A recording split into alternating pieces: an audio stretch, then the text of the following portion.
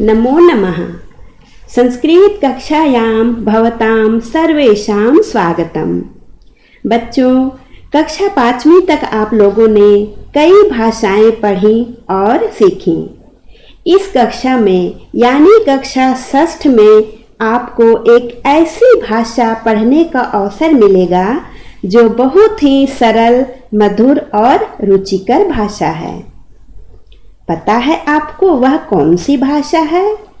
बच्चों, उस भाषा का नाम है संस्कृत भाषा।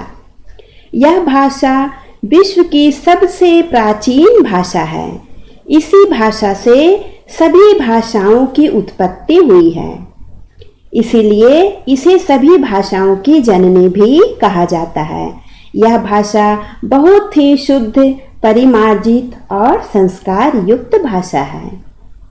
इसे देव भाषा भी कहा जाता है और यह हमारे लिए बहुत ही खुशी की बात है कि इस देव भाषा को पढ़ने का अवसर हमें मिल रहा है।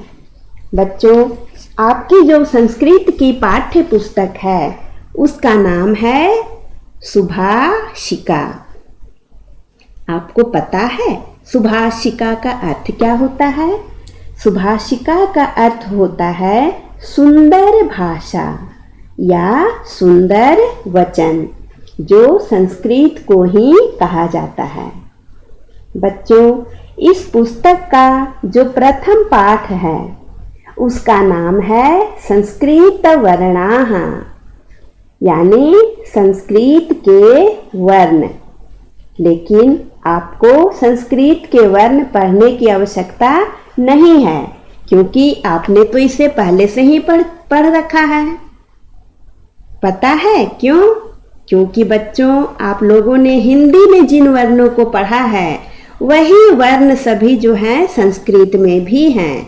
संस्कृत के वर्ण अलग से नहीं होते हैं, बस थोड़ा सा अंतर है। संस्कृत में जो 2 वर्ण होते हैं, दीर्घ री और री, ये हिंदी में नहीं होते हैं। बस इतना ही अंतर है। बाकी जो वर्ण हिंदी के हैं वही वर्ण संस्कृत के भी हैं।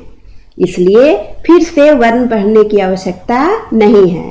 तो हम लोग क्या करेंगे? हम लोग इन वर्णों से बनने वाले पदों को पढ़ेंगे।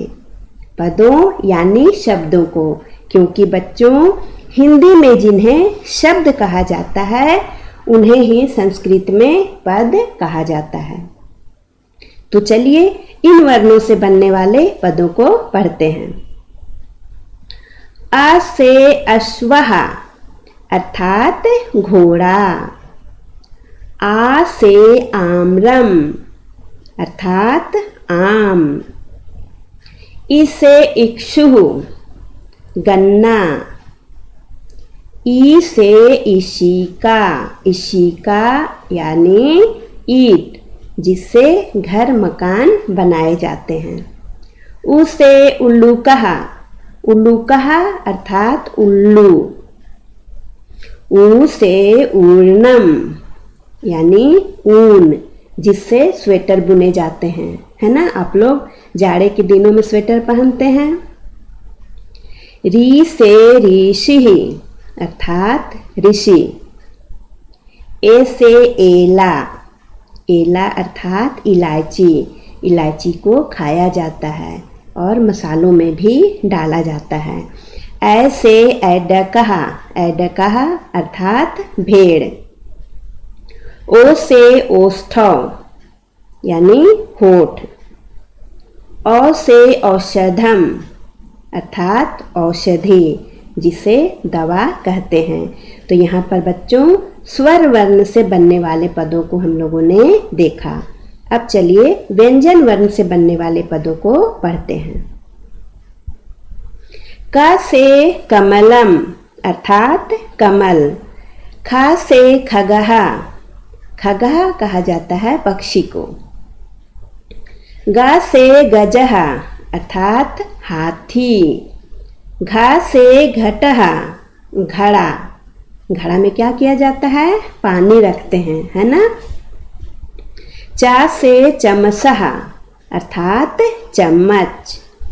छ से छत्रम छाता। ज से जलधरः अर्थात बादल। झ से झषः मछली। ट से टंगः टांगी। ठ से ठक्कुरः अर्थात ठाकुर जी, ईश्वर, भगवान को ठाकुर जी भी कहा जाता है। ड से डमरू डमरू अर्थात डमरू। ढ से ढोलः ढोलक। त से तरुः वृक्ष पेड़। थ से थः पहाड़। द से दंडः डंडा। ध से धेनुः गाय। न से नृपः राजा। प से पत्रम पत्ता।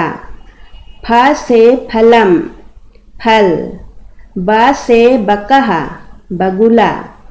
भ से भल्लूकः भालू।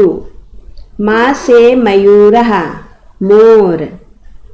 य से यज्ञः यज्ञ। र से रज्जुः रस्सी। ल से लशुनम लहसुन। इसे मसाले के साथ प्रयोग किया जाता है। व से वसनम वसनम अर्थात वस्त्र। श से शशकः खरगोश। श से षट्पदः षट्पदः अर्थात एक तरह का कीड़ा जिसके 6 पैर होते हैं। षट्पदः का अर्थ ही होता है 6 पैरों वाला। स से सर्पः सांप। और ह से हस्तः हाथ।